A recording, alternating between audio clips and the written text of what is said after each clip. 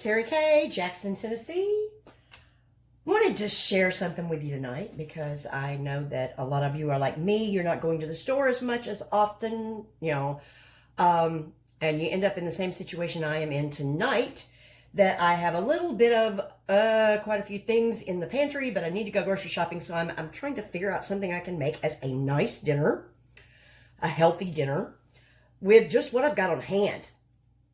And I think I've got it covered. I'm going to share this with you. This is going to be really good. I have no doubt in my mind, and it's going to be healthy and delicious because I've had my fast food for the weekend, and it was great, and I have nothing against it occasionally, but I don't want to do it all the time because it's not good for us, and it tends to add bad things to the body and to the weight and to all that kind of stuff. So we're going to do a nice, quick, easy meal, but not so easy that you feel like you're skipping out on something. So just grabbed basically what I had in the pantry and in the freezer and looked around on Google and came up with some ideas and tweaked them here and there a bit. You're going to hear my bird fussing in the back, and you're going to just get a view of the stove here because, hey, I'm a real person and my kitchen is a wreck right now. And I actually have to make a wedding cake later this week, so I've got to do a deep clean and organizing of the kitchen tomorrow and the next day and get ready for all of that, and I'm not doing it tonight. So tonight we're just going to have a good meal.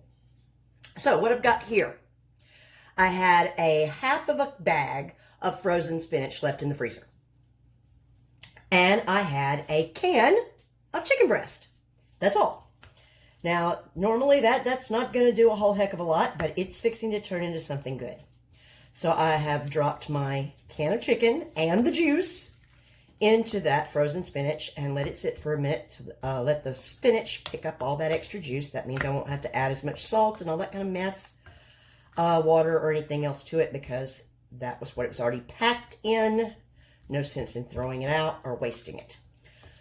And if you're not a big spinach fan, you could actually do this with fresh grated zucchini, or if you're just not as big a spinach fan as I am, or you've got extra zucchini, you could shred that up and use just zucchini or a mixture of spinach and zucchini.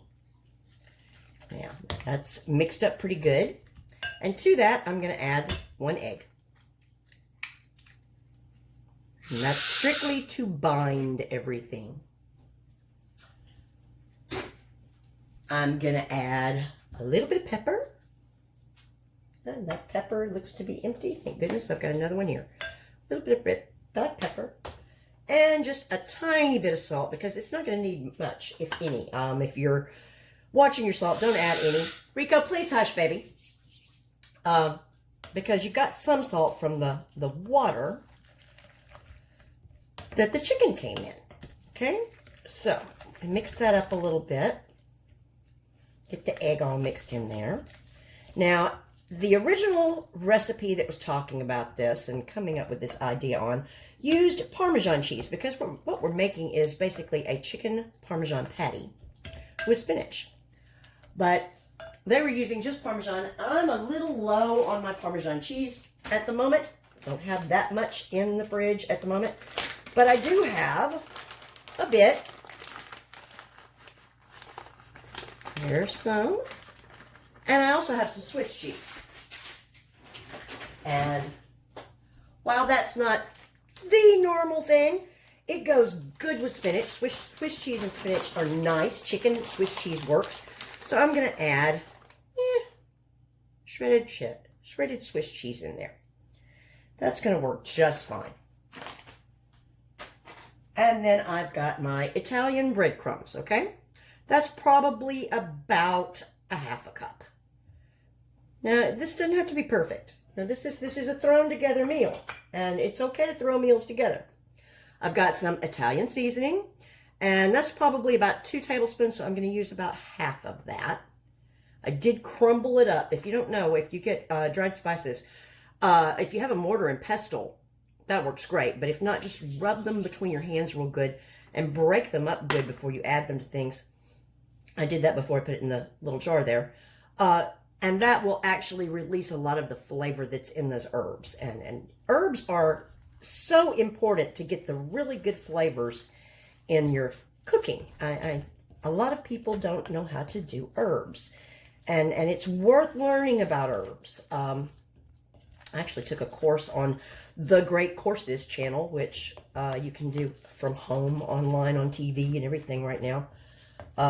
Monthly subscription, or you can just do the freebie where you do the trial. But I mean, I love that channel because you can learn so many things. There's so many cooking things and other topics to learn from. So I like my subscription to the Great Courses. But that makes a nice little mixture there that's going to soak up all the juices and that egg so that it'll bind real nicely. And we'll make that into patties and fry them up in just a bit. Now, we'll put it aside for the time being. And you can air fry that, or you can fry it in a pan. I'm going to fry it in a pan. You could probably bake it and it would be fine. If you're going to bake it, I would say about 350 on a nonstick pan. I don't have an air fryer myself. I want to get one. That's one of the things maybe Santa Claus will bring me this year, so that I can learn how to do that too. But I'm just going to do it in a skillet, in a nonstick skillet in just a minute. But we got to have a sauce for this, okay? And I'm craving Italian, and I'm cheating because to do true Italian, as I was taught to do so well by my Botto's restaurant people for so many years of working with them, it takes a while to make a truly good sauce. So we're going to cheat a little bit today. I've got just a can of diced tomatoes that have garlic, onion, basil, and all that in them. I get those because I like the flavors, but I'm going to tell you right offhand, I'm going to be adding more. So I've got one large onion that I chopped up. I put half of the onion in the freezer. You can freeze chopped onions or even a half an onion, and they do great. Chopped especially. I mean, chop your whole onion, put half of it in a Ziploc bag, stick it in the freezer. You've got chopped onions. You can just pull out what you need whenever you want them. I saved all my little skins and everything from my onions. You can actually save the skins from your onions and your peeled vegetables and stuff and freeze them and use them to make vegetable stock.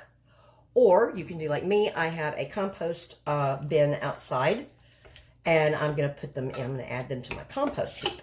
So I've got my diced tomatoes, and I'm going to use about half of these.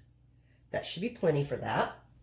Because I'm not making it, you know, this is a small meal. This is a quick meal. I've got a little bit of tomato paste. Now, you can add sugar. Some people like sugar in their marinara and everything. I'm trying to cut back on sugar. Once your taste buds get used to not having so much sugar, you don't need as much. But anyway, a little bit of tomato paste, that gives it a little bit of sweetness. That's going to be fine. And you can tweak this to however you like the flavor to be. And I'm going to put this on about medium heat and stir it together good. I'm using an electric stove, so it takes mine a bit to get going and to start cooking my onions and all that stuff. You might, depending on your preferences, want to brown your onions first and caramelize them. Like I said, I'm in a hurry tonight. I'm not fooling with all that. This is a quickie. But, you know, if I was doing it up fancy, I would caramelize my onions and everything first, and then I would caramelize my garlic for just a second, and then add my tomatoes. But this is a basically dump and go meal. So, I do like garlic. I've got to have my fresh garlic. If you don't have fresh garlic, garlic powder will work in a pinch. You can make it work. But I'm just mixing it all together there. I've got 1 can of tomato sauce.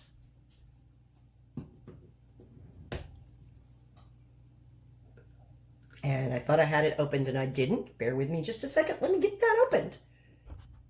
Okay, 1 can of tomato sauce. It is opened now. Get the good stuff off the lid, because, I mean, that's a lot of your puree right there, your actual fiber and your good tomato stuff in there. My can of tomato sauce. There we go.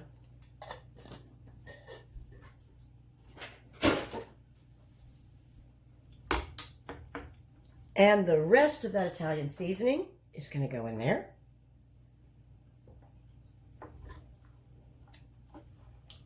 again, a little bit of pepper. Well, it would help if I grabbed the right one. I got to refill that. There we go. A little bit of pepper. A little bit of salt, just a touch. And if you like spicy, you can add some red pepper flakes or just ground red pepper. I'm not doing that tonight. I'm just not really in that big of a spice mode. But there is that going. Test it and taste it. Yeah, that's got a very nice little flavor. I'll probably add a touch of paprika to it, simply because I like the smoky flavor of the paprika. Other nice add-ons to this would be a little bit of parsley. If you really like basil, add more basil. Traditional marinara often has a lot of basil. If you like a heavier taste in your sauces, in a tomato sauce, you can actually add a touch of cinnamon. That brings out some depth in tomato sauces. But I'm going to let this simmer. I'm just going to literally bring it up to a boil, and then I'm going to cut it back to low, and I'm just going to let it simmer for a while I'm doing everything else. My bird is fussing. I do apologize. But when you have a bird, that's part of it. So this is why you should never get a bird if you actually relish your peace and quiet, because if you own a big bird, you're never going to have peace and quiet again. Rico, quiet. Okay, I've got regular water, just tap water right there. I live out in the country, so I don't have to deal with chlorine or any kind of problems with my water. So your choice of how you would use your water there. I need a touch of olive oil into my water. Just a little bit. And a little bit of salt. And you can do pepper if you want. That's up to you. I don't particularly like pepper cooked in my noodles. And I literally had just a few noodles, different kinds left. So this pasta is going to be part farfalle, part penne, however much it takes to fill up noodles. But I want my side of noodles going on there with it. And I'm just going to let that water come up to a boil. And once it's up to a boil, I'm going to drop my noodles in there and cook them. And bring them up to a nice al dente. And while that is going on, we're going to cook these patties. So we've got our frying pan there. And I'm just going to put a little drizzle of olive oil in that. And wash my hands real good. Take my rings off over here real good. Wash my hands good, because I'm just going to dig in and make these patties by hand.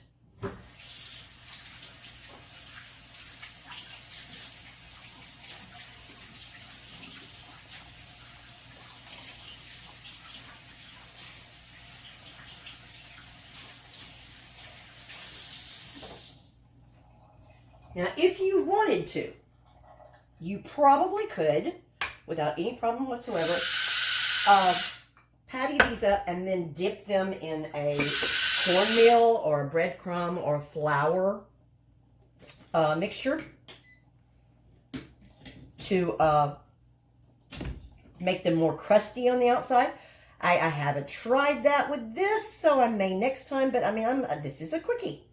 So we're not going to do that tonight. We're just going to actually make the patties. And they've got the breadcrumbs in them. They've got the egg in them to hold them together. They've got that cheese, which is going to crust up too. And I'm basically going to do them just like I would do a hamburger patty. Just going to sit here and form them like I would a hamburger patty. Small hamburger patty. Hush, child.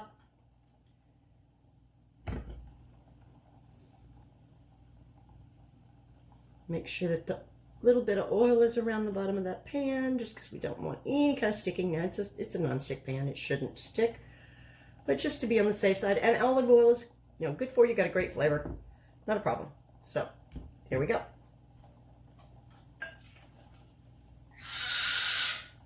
And it looks like just that little bit of stuff that I got out of the freezer is actually going to make enough for probably 2 people, maybe 3, easily, small family. So, I mean, this is a great little meal. You want to make it go a little further, add a salad to it and some bread, and you got it. I mean, then you're looking at a nice meal that would be impressive enough to serve to a guest. But for just a nice sit-down evening dinner without too much trouble, this is perfect. And spinach, chicken, tomato sauce, yeah, can't go wrong there.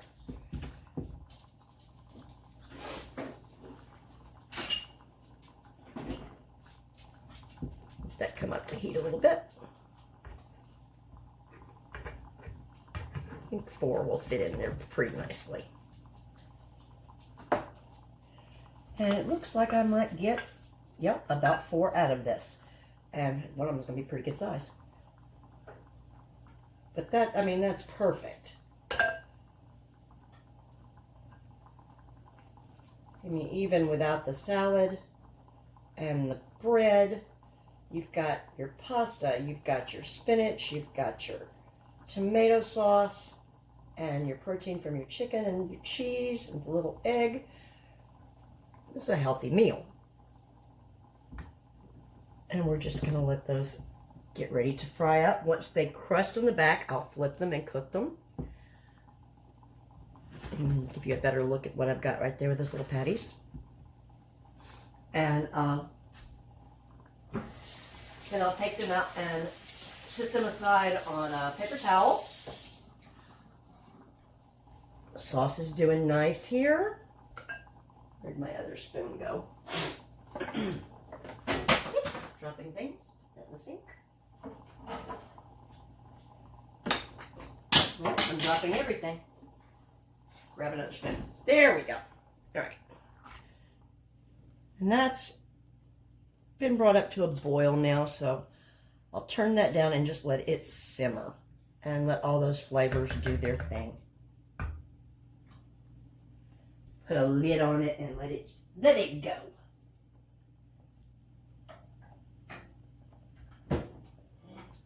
So I will be back in just a few minutes and we'll see how all this turns out and put it together for you. Now, everything's cooking really well. My sauce is simmering really nicely. My noodles are almost done. Just a little side of pasta there. Probably about ready to pull them in just a minute so that they don't get too soft. And these are turning out really nice. Now, I'm going to tell you, because this is chicken and spinach and egg with cheese, you want to be patient with this. Don't put too many in the pan.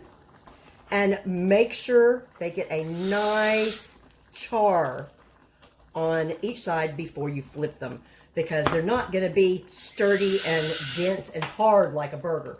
So, be careful as you flip them. But, once they start to cook down, you may have to even, I've actually squished them a little bit to make sure that I'm getting them nice and thin and that they will actually flip over. And I'm going to actually get a nice dark crust, because remember, we've got cheese in here, and cheese can char and be nice and, smoky and good that way. So we're going to let it have a nice char. And the other two that I just slightly charred first, I took them out of the pan so that I'd have more room and not have them stick together as I was doing this. And as soon as these two are pulled, I'll put the other two back in here and finish cooking those off. Okay, I think we're ready to finish this all up. My sauce has simmered and it's gotten nice and thick. And just slowly let it simmer and it'll cook down and get nice and thick. So you get a nice thick tomato sauce, nice marinara. I drained my pasta, so I've got a nice side of pasta here. And after these, here's the key to these guys, because it's cheese and chicken and it's going to be soft as you make the patty. But after you take it off of the heat and you've got a nice crust on each side, and it rests for a few minutes, and the cheese starts to coagulate again. Maybe that's not the most appetizing word, but as the cheese is not so melty, hush Rico, it gets nice and sturdy again. So I got 2 nice patties there. These are yummy. I already tasted them. They're so good. I can't believe something that quick was that good. So, I mean, I'm literally, spit in here so I don't make a huge mess. Put a little bit of this al dente pasta on the side. Just like that. And then I've got my ladle.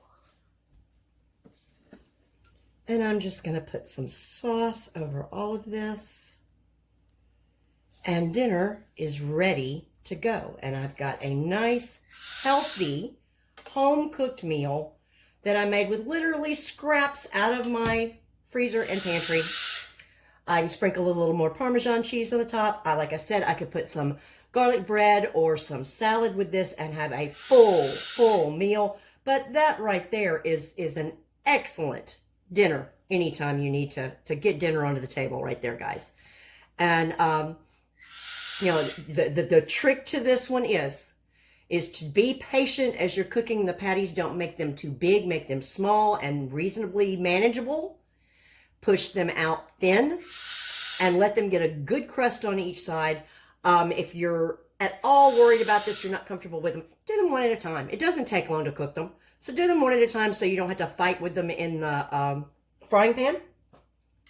And you're good to go. And I mean, this is going to be just absolutely yummy. And thanks so much for watching, guys. Have a great night.